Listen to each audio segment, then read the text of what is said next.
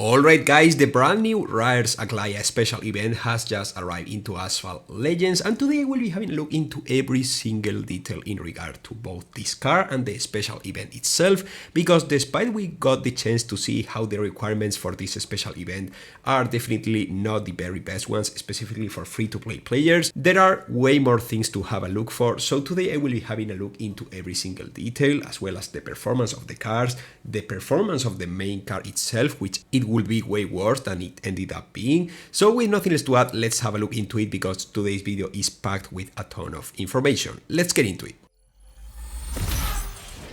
Alright, so first of all, let's have a look into the special event itself. You know, I spent already like 30,000 tokens or something like that in order to get as many blueprints as I decided would be enough in order to max out the car itself, the Ryers Agllaya, from the blueprints that the special event provides. The drops in the packs are not the very best ones, but still I think that's fair, because, you know, I have just spent tokens and not real money in order to max out this car, and either way it doesn't matter if I don't reach the last star of this car, because I will be able to max it out from the blueprints within the special event itself. So that's not like a very big worry or something I should worry about. First of all, we have the Macmorte Sperling, then we have the Rimac Concept One, the Ferrari 499p Modificata, the SSC Ultimate TT, the Bugatti Mistral, the SSC Tuatara, and the Ryers Agllaya. You need all these cars in order to max out the Agllaya and get as many epic import parts for this car as possible in order to gold max this Agllaya. But if we have a look into the required cars of this special event, we get to see that the lineup, the required cars lineup, is not the best but not the worst one in terms of performance. First of all, we have the Macmorte Sperling, which is like one of the smallest cars of the entire game, which is quite funny considering how fast it can accelerate. It has a quite significant handling value, which makes this car extremely easy to drive, which makes this car to feel like way too sensitive sometimes, but in general it's a quite fun car to drive. You can win a ton of multiplayer races with this one. But yeah, it's not like a king either. So put this car in a position where you can win races with this one, but it's not like the very best addition you can make into your garage. It's more like a useful collection car over anything else. Then we have the Rimac Concept One, which is, well, one of the best multiplayer cars ever released into Asphalt Legends. It has an insane acceleration, really good handling. This car feels like an absolute blessing while you drive it on multiplayer, because the drift radius is not bad, and also the way the car feels while you are drifting is quite satisfying as well. So it's like a really responsive car. Then we have the Ferrari 499p Modificata, which is a car I do really like, but it's like, you know, not the very best option, because if you compare it to the Rimac Concept One, the Ferrari 499p Modificata is 10 km/h slower, the handling is significantly better on the Modificata and the nitro efficiency as well. But, you know, the top speed and the fact that the acceleration on the Modificata is slightly fake. I mean, the actual acceleration the car has is a bit slower than the one you can see on the car stats, which is quite a bit of a problem, because at the end of the day, the car accelerates a bit slower than you should expect, which might be a problem on multiplayer. Still, the Modificata is quite fun to drive, it's not a really hard car to learn, and overall I would recommend it on multiplayer if you have nothing else. But I mean, there are way better options. For example, on this special event where you have the Rimac Concept One, which is way better just because it accelerates faster and also the top speed is faster. So in general, the Rimac Concept One is way better than this Modificata. Then we have the first S-Class car of this entire special event, which is the SSC Ultimate TT. A quite mid car, guys. I will be completely honest with you all, guys. This car is basically useless. I definitely would not recommend using the SSC TT on multiplayer, because it's completely useless. The acceleration is so slow, the handling is like nothing special. It's not like a car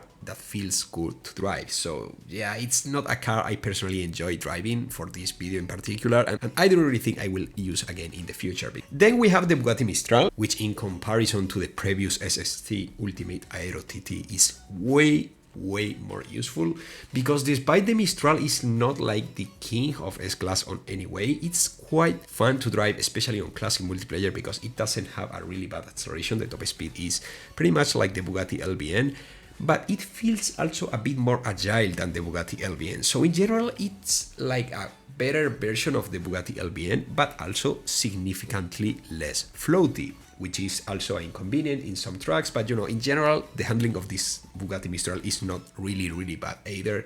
So it's like a well-rounded car. In general, I will definitely recommend going for the Bugatti Mistral. If you decide to unlock this Bugatti Mistral at the bare minimum, at one single star, I heard it's an absolute monster on MP2 because of its low rank and extremely high top speed at 1 star, which makes it a monster for MP2. For MP1, you will have to completely max it out in order to get the best out of this Bugatti Mistral. At last but not least, right before diving into the special event car itself, we have the SSC Tuatara, whose key is included within this special event, which is a quite nice detail, especially if you don't have this SSC Tuatara and you want to unlock it now. You will have to upgrade it up to 6 stars before being able to claim the key itself.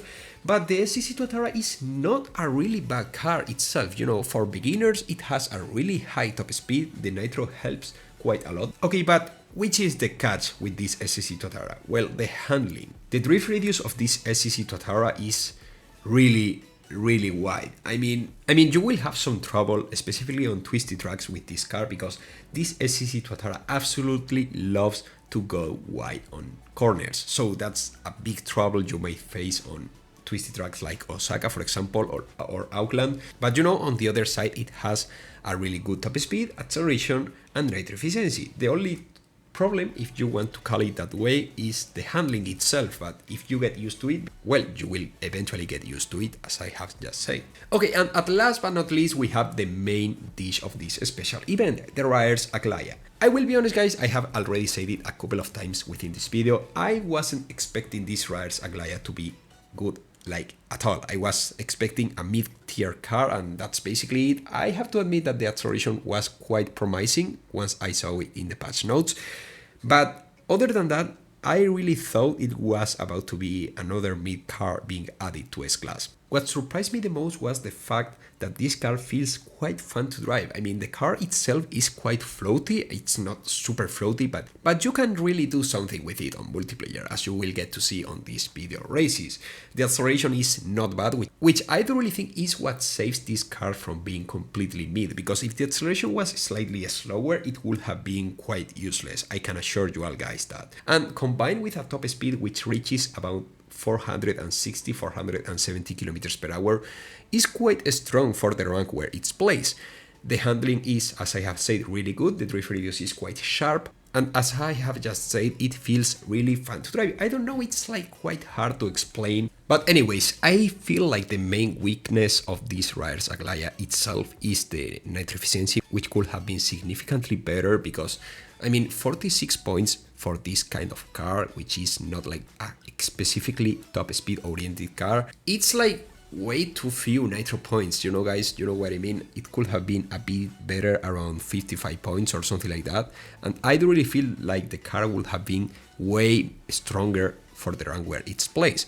But anyways, I have to admit that 46 points, it could have been way worse. Knowing Gameloft, it could have been significantly worse, so we have to take it with 46 points. As I have just said, I will definitely not recommend going for this Ryers Agllaya to any newcomer, because it's not a king, it's not a car that will help you to set times on telemated events and thus get better rewards, and I don't really think it will help you to push on multiplayer in a significant way. The special event itself, whose calculator is on this video description by the way, gives 83 blueprints if you complete it at 100%. So 83 blueprints for the Ryers Agllaya is almost a third of the total amount of blueprints you need, which is 300.